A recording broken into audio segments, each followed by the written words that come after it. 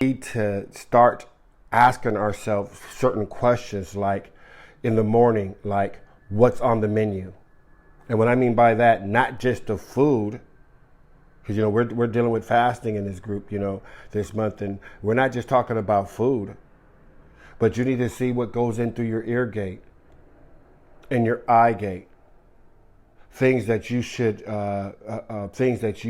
be listening to, and you should look at things that you should not be. In fact, you should, if you are in control of your own vehicle, your own life, your own paintbrush, if you will, your own pen, if you are really in control of your life, then you should manage what you allow in your life. In fact, if you're driving your car, you should manage who you have in your car.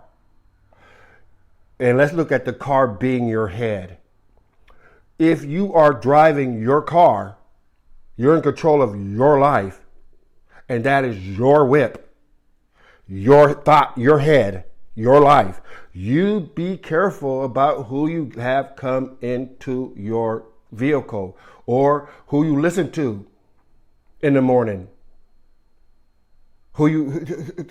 You know what I'm saying? Like the first people that you listen to. What's on your diet in your head?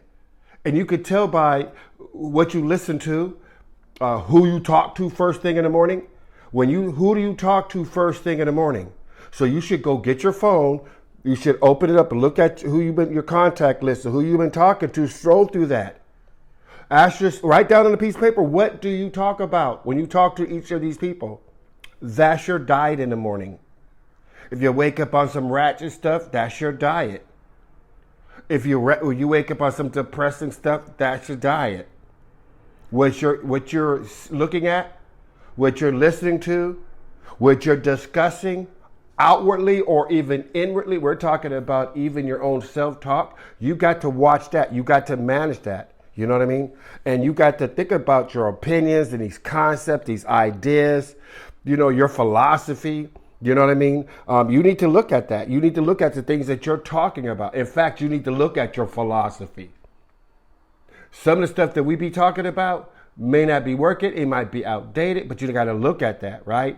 And so you need to watch the diet even in your own head. You know what I mean? Ask yourself what you're thinking about in the morning. What your conversation's like, going through your phone. And looking at who you're talking to. Sometimes you're going to have to figure out a way, you're not trying to hurt anybody's feelings. You're not trying to create no problems. But some people need to be straight up ghost in the morning that you don't need to be talking to them. You don't need to be getting ignorant with them and loud with them and all that kind of stuff. I don't need to be talking to you just in the morning, But you got to be smooth with it. And there's some people you should not be talking to in the morning. Now, in Philippians 4:8, it tells you what to think about. It tells you to think about anything that is true and right and pure and lovely and has a good reputation. Look for something that has excellence in it and that is praiseworthy. Some things are not praiseworthy. Some things should not get your praise or my praise. Some conversations should not get our attention. They should not always be able to talk to us about everything. Some things that's going through your ear gate now, you shouldn't be listening to because it's contradictory to what you're supposed to be thinking about. And so we need to start looking at that. We need to start looking at our thought life, and we really need to take a look at it. And when we're talking about fasting, guys, and we're talking about, hey, we broke our bodies down in 3 spots, right?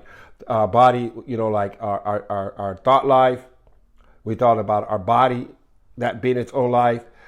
We even talked about our spirit life, right? You have 3 areas that we need to deal with, and we're going to fast in those 3 areas. You're right. There's some things that we need to abstain from. And, yes, that's right. There's some food we should abstain from, especially if we're trying to beat this body into shape and we have a vision for it. You need a vision for your thought life, a vision to get this head together.